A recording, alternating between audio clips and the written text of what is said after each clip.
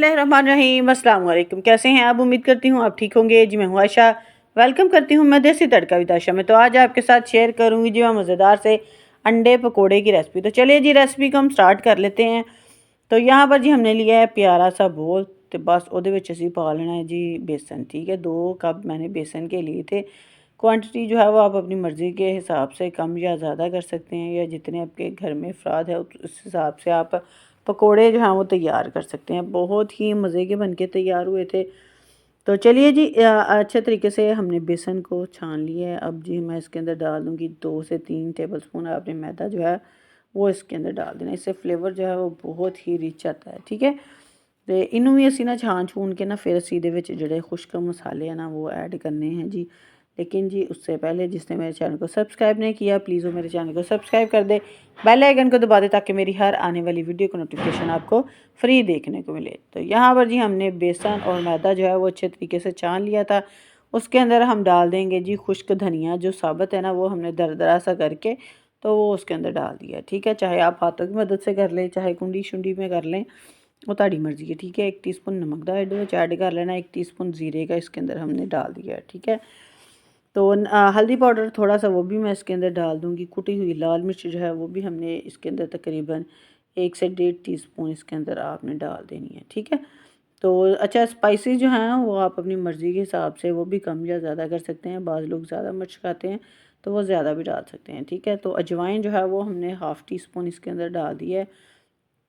और जी लाल मिर्च का पाउडर जो है वो भी हम इसके अंदर तकरीबन 1.5 टीस्पून इसके अंदर मैं डाल दूँगी। ठीक है, तो पकोड़े जो हैं वो ज़्यादा ज़रा मज़े के और स्पाइसी से लगते हैं, तो इसीलिए जो मैंने स्पाइसेस है ना इसकी मिर्चें जड़ियाँ ने ना वो मैं तेज़ ही रखियाँ ने। हरा धनिया जड़ा ना वो तुसी मुट्ठी भर के पा देना है। ठीक है, लहसुन जो है वो हमने इसके अंदर डाल दिया है जी तकरीबन 1 टीस्पून, और सब्ज़ मिर्चें जो है वो हमने डाल देनी है इसके अंदर, और जी कुटी हुई लाल पिसी हुई जो सब्ज़ मिर्च है ना वो हमने डाल देनी है। ठीक है, चॉप करके हमने इसके अंदर प्याज, एक बड़े साइज़ का मैंने प्याज लिया था उसको मैंने चॉप करके तो वो भी इसके अंदर डाल दिया। अच्छे तरीके से आपने सारे स्पाइसेस जो हैं वो मिक्स कर लेने हैं।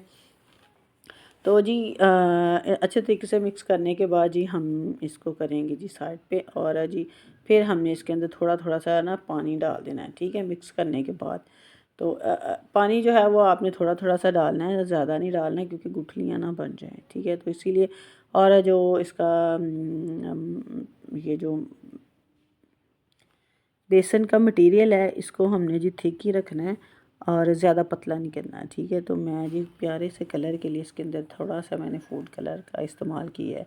ठीक है, तो जी आप ऑप्शन है, अगर आप चाहें तो डाल दें, अगर चाहे तो ना डालें, वो आपकी मर्ज़ी है। ठीक है, तो यहाँ पर जी हमारे जो पकोड़े हैं ना उसका मटेरियल हो गया तैयार। तो इसकी थिकनेस चेक कर लें कि इतना ये थिक होना चाहिए। ठीक है, तो यहाँ पर जी हमने बॉयल अंडे ले लेने हैं। अच्छा, बॉयल अंडे जो हैं वो भी आप अपनी मर्ज़ी के हिसाब से ले सकते हैं, जितने आप ज़्यादा पकोड़े बनाना चाहिए उतने ही अंडे आप जो है ना वो ले सकते हैं। तो यहाँ पे जी मैंने 5 से 6 अदद अंडे बॉयल करके तो वो हमने रख लिए थे। ठीक है, उनके हमने 4-4 पीसेस करके रख लेते हैं। ठीक है, मेरे पास देसी अंडे थे, अगर आपके पास बाज़ार वाले अंडे ना तो वो भी आप ले सकते हैं। ठीक है, तो यहाँ पर जी हमने अंडों को आपने हार्डली बॉयल करना है। ठीक है, थोड़ा सा कच्चा बिल्कुल भी नहीं रहना चाहिए।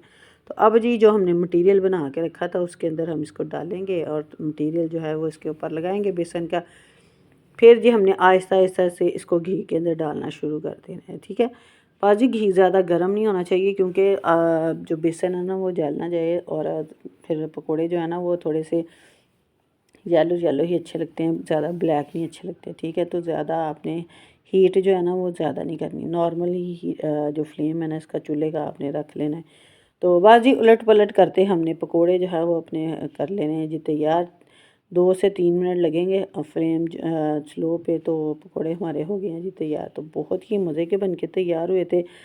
आपने भी ज़रूर बनाना है और ज़रूर मुझे फ़ीडबैक में बताना है। तो बाकी जो मटेरियल बचा तो उसमें मैंने सब्ज़ मिर्चें मेरे पास पड़ी थी तो वो मैंने डाल दी। अगर आपके पास बैंगन पड़ा है तो वो स्लाइसिस कटिंग करके, आलू पड़े हैं तो वो स्लाइसिस में कटिंग करके वो भी इसके भी आप पकोड़े बना सकते हैं। ठीक है, बहुत ही मज़े के सब्ज़ मिर्चों के पकोड़े जो थे वो भी तैयार हुए थे।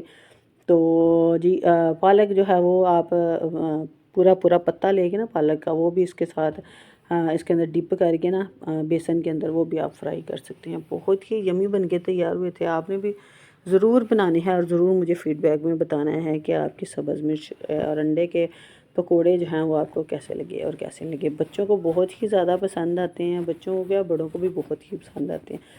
तो यहाँ पर जी हमारी सब्ज़ मिर्चों के जो पकोड़े हैं वो बातों ही बातों में हो गए हैं जी तैयार। तो उनको भी हमने फ्राई कर लिया था, ठीक है। तो अब जी हम इसे करेंगे जी डिश आउट। तो हमारे जो पकोड़े हैं वो हो गए हैं जी डिश आउट। तो मैं आपको कटिंग करके दिखाती हूँ। इतने को मज़ेदार बन के तैयार हुए थे कि मैं आपको क्या ही बताऊँ। तो ये देखिए जी हमारे मज़ेदार से अंडा पकोड़ा जो है वो बन के हो गया जी तैयार। तो जी यहाँ पर जी जो मेरी वीडियो है वो फुल वॉच किया कीजिए। और सब्ज़ मिर्च जो है वो भी बड़े ही स्पाइसी बन के तैयार हुए थे, सब्ज़ मिर्च के पकोड़े, ठीक है। तो अगर आप चाहें तो किसी भी सब्ज़ी को ले सकते हैं और कटिंग करके तो उसके पकोड़े भी आप बना के तैयार कर सकते हैं। तो जहाँ पे जी हमारी जी पकोड़े जो हैं वो डिश आउट हो गए हैं, बहुत ही मज़े के बने थे। तो चलिए जी मिलते हैं हम आपको अगली और नेक्स्ट वीडियो में। ओके जी, अल्लाह हाफिज़।